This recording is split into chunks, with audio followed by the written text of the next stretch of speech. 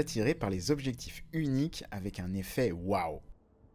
Mais le monde des objectifs modernes très cliniques peut rapidement devenir ennuyeux. Cependant, de temps en temps, je reçois un objectif qui ravive ma curiosité et mon excitation. Un objectif qui m'inspire à explorer, photographier et découvrir ce qu'il peut offrir. J'adore filmer en anamorphique et j'ai déjà testé les Blazar Remus 45 mm, 65 mm et 100 mm. Mais il restait encore une place dans ma mallette pour un autre objectif. Et c'est là que le Remus 33 mm entre en jeu. C'est un nouvel objectif avec une ouverture rapide de t1.8 et une option de flair neutre. Pour l'adapter sur mon appareil, j'utilise l'adaptateur Mofash Poco PL, qui inclut des filtres internes pour un contrôle créatif.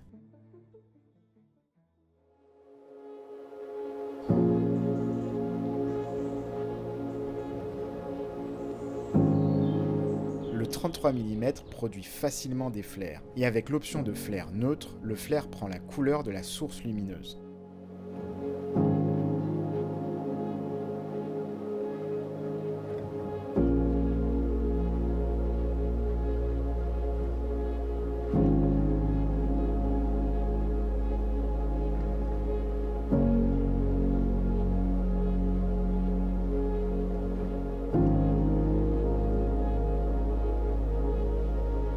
Sur des sources lumineuses intenses, un deuxième flair bleu apparaît, créant un effet de superposition.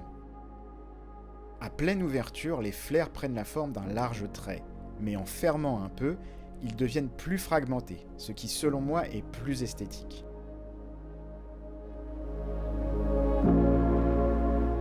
Avec une ouverture rapide, l'objectif est idéal pour les scènes en basse lumière.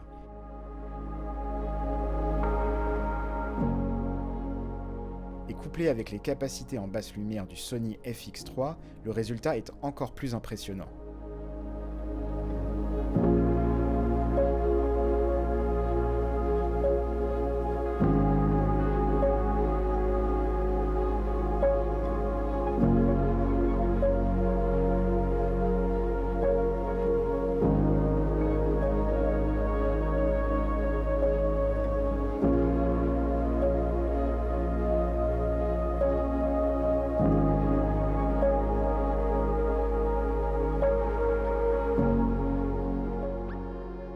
J'ai été agréablement surpris par la qualité du bokeh pour un objectif aussi large.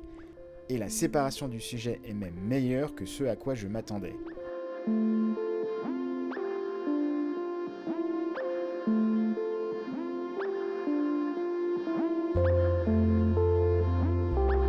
L'une des caractéristiques remarquables du Remus 33 mm est sa distance de mise au point minimale impressionnante. Ce qui permet de se rapprocher très près de ses sujets. Cela le rend parfait pour capturer des détails intimes et créer un sentiment de proximité dans vos plans.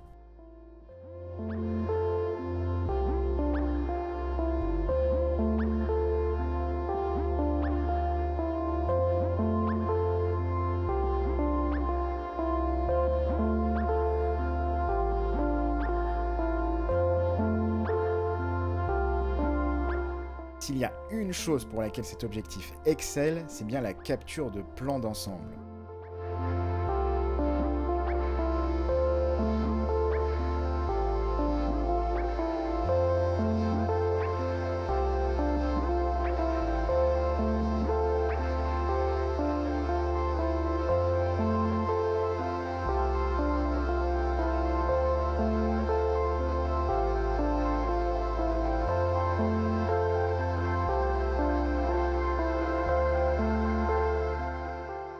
L'objectif est étonnamment net à pleine ouverture à 1.8.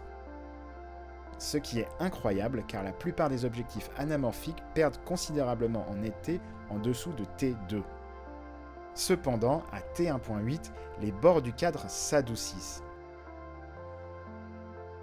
Ce qui pourrait ne pas convenir pour certains types de plans. Heureusement, en fermant à T2.4, la netteté des bords est restaurée, équilibrant ainsi l'image.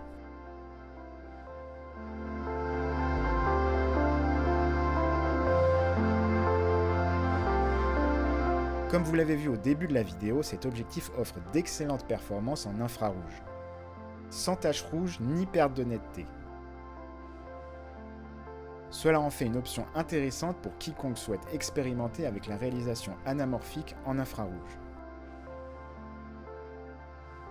Avec un dioptre avant, le Remus 33 mm peut se transformer en objectif macro, produisant un magnifique bokeh et permettant de capturer des détails minuscules. Cet objectif apporte cette magie cinématographique qui me donne envie de continuer à explorer. Lorsque j'ai vu les images desqueezées sur l'écran de ma caméra, j'ai eu l'impression de tourner un vrai film. Il semble être un outil qui ne se contente pas de capturer des images, mais de raconter activement une histoire.